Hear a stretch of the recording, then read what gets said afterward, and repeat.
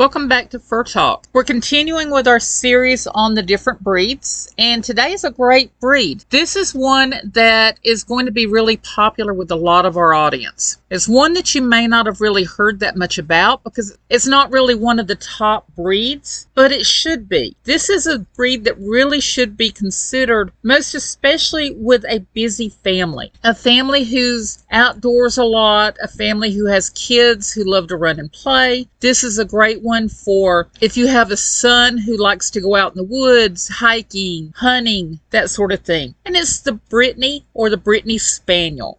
In 1980, was it 1982, I want to say, the AKC removed the title Spaniel from the name Brittany, not because they're not the same dog, but simply because the way they hunt. They're hunting dogs, they're bird dogs. And the AKC reasoned that because the Brittany's hunt more like a pointer and less like a spaniel, that they just dropped the name Spaniel off. They're still listed with the spaniels, but they hunt more like a pointer. Now in the UK, they're still listed there as gun dogs, which is just a different term. In the UK, some of the breeds are classified differently. They have a classification called gun dogs, and that's your hunting dogs. And these go into that category. They are medium-sized dogs. They're 30 to 40 pounds. I had a friend who had one once, so a lot of the stuff I'm thinking in my mind is off of her experience.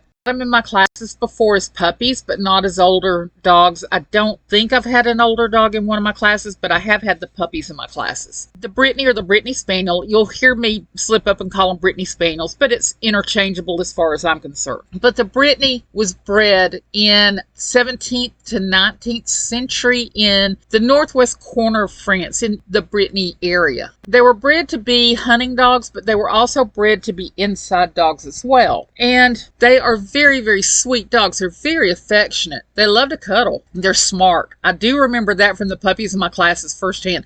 They're smart as whips. They can learn things really quick. You think about border collies, dogs along those lines being very quick to learn things, but the Brittany's are right up there. If I was to get a Spaniel, if I didn't get the Cavalier, I would probably go for a Brittany because they are so smart and they're so sweet. They're really friendly. They get along well with kids. They get along well with other pets. They fit in wonderfully in your household. They live to be about 12 to 15 years. One thing about Brittany's is while they're affectionate, they're also kind of Velcro dogs. And that's where my friend comes in on this. With Velcro dogs, they do tend to develop separation anxiety if they're left alone too long. My friend was a groomer. She would leave that Brittany in a crate at home for long periods of time. She would leave them from 6 o'clock in the morning till sometimes 7, 8 o'clock at night. And the dog would get so destructive. The dog was bored and the dog had separation anxiety. I'm not sure exactly what happened between the two of them. She ended up leaving her groomer position after a while, and I lost track of her. But she expected the Brittany to act like one of the other dogs she's had before, which are more independent and less considered a Velcro dog. Keep in mind, this is a Velcro dog. These dogs do get attached to their family. They do not like being left alone for long periods of time. Because they are so sweet and love to cuddle and they're so easy to keep, this is a great dog for a family that you have a stay-at-home mom or a stay-at-home family member, and they're only gone for short periods of time. And because of that, the dog does not feel so alone. Because when they're alone, they get bored. And when they get bored, like all dogs that get bored, they're going to get destructive. They're going to chew. They're going to rip and tear. They're going to get very mischievous on you because they're trying to relieve the boredom. Now, these dogs do not do well in a harsh or loud home. They need gentle training. They have more of a gentle personality. While some dogs, they thrive on the more forceful, this one doesn't. This one will lean more towards the softer side of the family. So this would be a good dog if you have, say, a daughter who plays soccer. This would be a great dog for her. She can come in and cuddle with the daughter and then go out and play soccer in the backyard with her. This would be a great dog, especially if you've got a stay-at-home mom or a grandma down the road that the dog can go visit during the day. say, or any number of scenarios that you can work with this dog, the dog would thrive in a situation like that. This would be a great dog for a family along those lines. Would definitely be one to consider. Now, you're seeing the pictures of the Brittany scroll past, and the reason why I do that is I figure everyone would much rather see pictures of cute dogs than to look at my old face. So as you see from the pictures, they do come in different colors. You have the tricolor, you have the orange and white, the liver and white, the roan, piebald, and the black and white. I tried to capture photos with all of the different colors so you can get a pretty good idea of what each looks like. So take a look at the different pictures, and that way you can get a good idea on it. Now, one thing that's mentioned about the Brittany's is they are agile. So if you're looking for a dog along these lines, but you think, I might want to do a little bit of agility, whether it's backyard agility or competition agility, it doesn't matter. But I kind of like to do a little bit of agility. They are agile. They have to be considering the areas that they're used for hunting. And they're not shy about water. They're perfectly fine with water. I mean, they're hunting dogs they do go out and hunt birds. In other words, like ducks, pheasant, that sort of thing. So they're out in the weeds. They're out in the wild. Now, what about grooming? Now, with these dogs, you'll notice on the body, most of the body hair is short, but there are longer areas that are a little bit more curly. Look around the backs of the legs, look at the ears, that sort of thing. Make sure those are brushed out regularly. Also, notice the ears. The ears are floppy. Why is that? The dogs with the floppy ears. The reason for the shorter floppy ears, now I'm not talking about like say the bloodhound. I'm talking about the shorter floppy ears like the Brittany has. The reason for that is, keep in mind, what was the dog bred to do? The dog was bred to be out in the open, out in the fields, out in water, that sort of thing. So out there, you're going to have a lot of sticker burrs. You're going to have a lot of brambles. You're going to have rain. You're going to have water everywhere, that sort of thing. So the flaps over the ears, that keeps the ears safe. That keeps the water out of the ear canals. That keeps the brambles and the sticker burrs out of the ear canals, that sort of thing. So you're going to, on the inside, you're going to have a lot of moisture. So keep an eye out for ear mites. Ear mites thrive in that type of environment. If you see your dog scratching at their ears, then you might want to clean them out really well. If that doesn't solve it, then give your vet a call about ear mite medication. Another thing is the curls on those ear flaps are going to collect brambles. They're going to collect sticker burrs, that sort of thing, little sticks. That's also where you're going to find a lot of your ticks. If your dog gets ticks on them, you're going to find a lot, for the most part, is going to be on the ears, because that's what brushes by the weeds, and the ticks get brushed onto the ears. So keep an eye on those ears. Now, what else do you need to keep in mind as far as their health goes? Okay, now with Brittany, you do, as with all breeds of dogs, you're going to have some health issues. The first is hip dysplasia. Hip dysplasia is a hereditary malformation of the hip joint. It can cause pain, limping, early onset arthritis. Any breed, any mix of breeds, if you have a mixed breed, any mix of breeds, there is a genetic component in hip dysplasia. So if anywhere in the background of any of the dogs that go into your dog, whether they be purebred or whether they be mixed breed,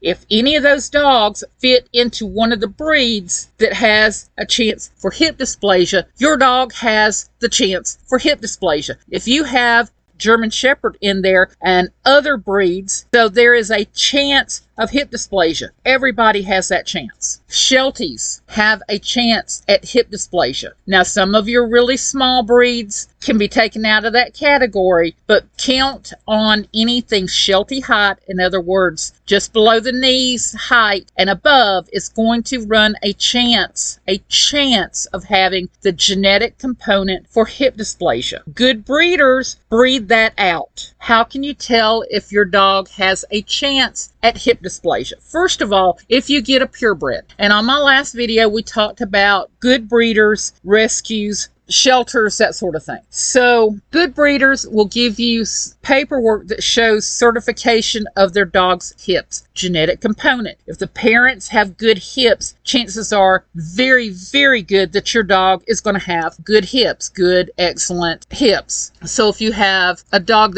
whose parents don't have that certification, or if you have a mixed breed, what do you do? How do you find out if your dog is going to get hip dysplasia? It's very simple. You can take your dog to a vet who does hip certification x-rays. Make sure it's someone who is experienced in hip certification x-rays. I had a dog once that I had her hips certified. When I sent the first set of x-rays in from my regular vet, they came out extra poor. In other words, she shouldn't have been able to stand up. I had her hips redone with an experienced vet, and they came back excellent. You take those x-rays and you send them into OFA, Orthopedic Foundation for Animals. They have a team of vets, 3 at random, will take a look at the x-rays, and they will look at the hip and the socket there, and the way the bone sits into the socket in the hips, and they're able to take measurements off of that x-ray, and they will give you a rating based on what they're able to see and measure. And that's a grading from extra poor all the way up through excellent, if I remember correctly. I haven't had a dog's hips certified in several years. I haven't had to. But they will give you a rating. And based on that rating, gives you an idea if your dog has a chance of developing hip dysplasia. Now, I'm not going to show my dog. I'm not going to breed my dog. Why would I need that? Well, for one thing, for sport. If you use your dog in sports, especially high-impact sports like, say, agility, dock diving, if you use your dog for hunting, things like that, you may want to have the hips certified just so that you know your dog is healthy enough to be able to participate in those things. And yes, mixed breeds can participate in AKC sports with the exception of conformation. So if you have a mixed breed and you really want to do agility, you can get a membership through AKC that allows you to participate in sports. Well, I'm not going to participate in sports. Why would I need it? Well, the next reason why you would need it is, especially the larger breeds, to see if there's anything you need to do now that's going to help to alleviate any problems in the future. You go in and have the hip certification done and it comes back as poor.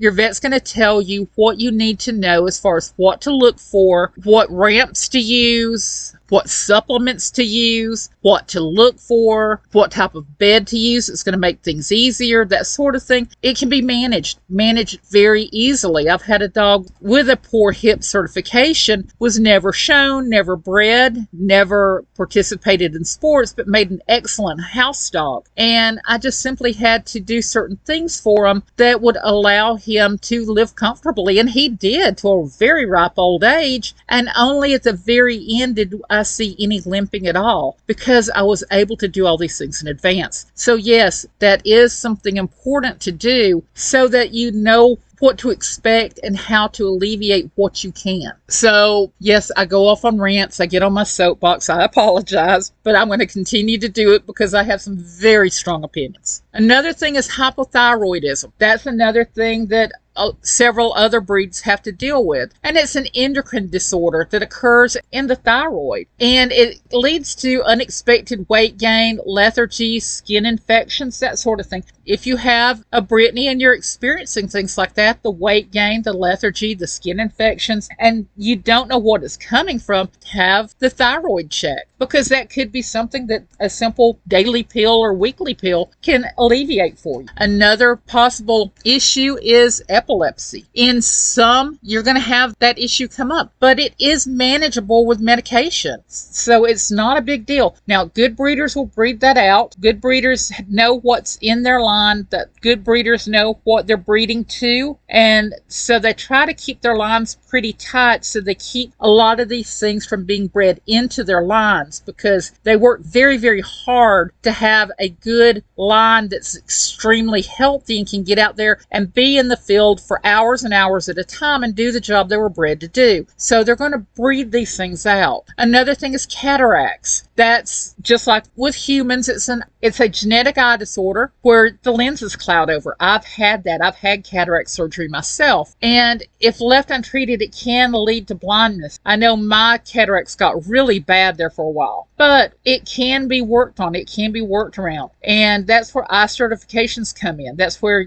you have an eye vet that goes in and checks. So if you see the least little bit of cloudiness, have the dog's eyes checked by a vet who has at least knowledge of the eyes beyond just a regular vet. Think human specialty. You would go to an ophthalmologist. Same for the dogs. Ear infection. Now, we've already mentioned that one about the, because of the ear set, you're going to have the moisture trap. You're going to have the possibility of ear infections. You're going to have the possibility of ear mites. You're going to have the possibility of things catching onto the ear flaps and activity injuries. Oh my gosh. Because of the fact that they get out there in the field and they run and they jump and they do all sorts of things out there, just like with the kids running and jumping and out in the fields, you're going to have the chance of injuries, stepping wrong and spraining something, hurting an ankle, cutting a foot, pulling a ligament, getting cut on a piece of fencing that's down. There's any number of things that can happen. Imagine all the injuries that a very active kid out in the field can get. Same thing will happen to a Brittany out there running with that kid. There's a chance of injury. So make sure when the kid comes in, you check them over to make sure they're not traipsing in with blood dripping and spraying something. Do the same with your Brittany. Just check them over to make sure that there's no cuts, no scrapes, check their paws, that sort of thing. Now, you know that this dog does need exercise every day. No, there can be no failing on that. Even in the rain, they love the rain. Even if you just turn them out in the backyard and stand under the cover of the porch and throw a ball for them for a little while. And this is not one of these dogs, 15 minutes around the block and come back in and cuddle and watch TV. That is not one of the breeds for couch potatoes. Unless, of course, you have kids that can run that dog ragged and then the dog comes in and couch potatoes with you while the kids go and do homework, then that would work. But they're not a breed for a single lady who's worked all day, comes home, walks the dog around the block for about 15-20 minutes, comes back in and veges in front of the TV. This is not a breed for that. Do not get this breed. Do not get this breed mix. So that gives you a good basic overall view of a Brittany. Now, what kinds of people would this be good for? As I mentioned before, a family that's active, someone who has kids who play soccer, go out in the fields hunting, who are busy, active people.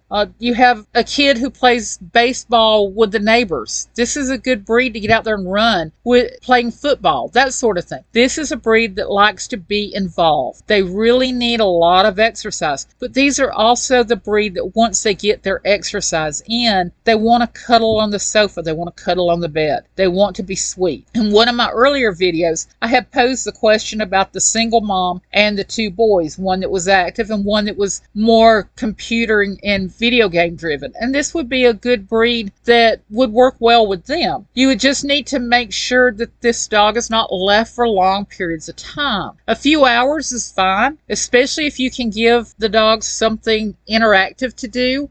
Give this dog things to keep it occupied. If you have a neighbor that can come and check on your dog during the day, that would work very well. If you have a friend or a neighbor who stays home all day, say you have an elderly neighbor that likes dogs, this would be a good dog that you could take over to them in the morning to sit with them and keep them company and then pick it up in the afternoon. So that would be a good option as well, because this would be a dog that would keep the elderly neighbor company as long as you are able to provide exercise for this dog separate from the elderly neighbor. So hopefully that gives you some good information on Brittany's. They're really great dogs. They're really under-noticed dogs. There is Brittany Rescues. There is a Brittany National Club. I'm going to put the link to it down in the description. As I mentioned before with the Irish Wolfhounds, make sure you go to the website. Check out more information about the Brittany's. Under any of the breed's national clubs, you're going to be able to find your local club referral. You're going to find breeder referral. You'll also find rescue referrals. So if you want to go with a breed, purebred, you have the option of going through a breeder. If you want to go through a rescue, then you've got the option of going through that breed's rescue. That way it's the best of both worlds and you can find just the right dog that fits for you. Now, before I make my pull for the next breed, I just want to remind everybody this is a new channel. We only have a handful of videos out now. There's going to be a whole lot more coming, but I really want to get this information out to the people that would really benefit from it. So if you know anybody who is interested in any of these breeds or any of the information that I've put out so far, my next video is going to be the differences between service dogs, therapy dogs, and emotional support dogs. What is the truth behind each of them? And where is each appropriate and where is it not? And I have some very strong opinions on that one, considering I have a service dog and considering I helped train quite a few service dogs before I retired. I am very well versed on service dog law. And so we're going to talk about the differences between the three. A lot of them get confused. They get transferred back and forth between each other. So I want to get the information out to people. So like, share, subscribe, comment. I mean, if you have a Brittany, tell me your experience with Brittany's. If you have a friend who has a Brittany or a family member, let me know their experiences or your experiences with their dog and tell me what you really think about this dog. Firsthand, I would love to hear. So if you could like, share, subscribe, comment, and let's see, the next breed that we're going to do, once I get a few more subscribers, I'm going to let you pick. But what I'm doing right now is I've got a bag with all of the AKC breeds in it, and I just pulled out 5 slips. And what I'm going to do is I'm going to open each of the 5, and then I'm going to tell you which one I choose. Right now, we've got the Giant Schnauzer, Great Pyrenees. Well, I've got a lot to say about the Great Pyrenees. Weimaraner, Greater Swiss Mountain Dog, and Labrador Retriever. Now, because I just did a hunting dog, I'm going to put the Labrador Retriever back. That's for another day. That brings us down to the Weimaraner. Okay, Weimaraner is a hunting dog. I'm going to put that one back. I'm trying to mix it up a little bit to make it more interesting. I don't want to do the same type of dog every single time. So we have Giant Schnauzer, Great Pyrenees, and the Greater Swiss Mountain Dog. And I'm sorry, I have to do this. Great Pyrenees is next. The Pyrs is a great dog. I have a friend who does a lot of Pyrs rescue. I love watching her posts on Facebook. I have a family member who has a Pyrs mix. So this is going to be a fun one to do. I really look forward to it. Please look for my next video, and I hope to see you soon. Thank you so much for listening.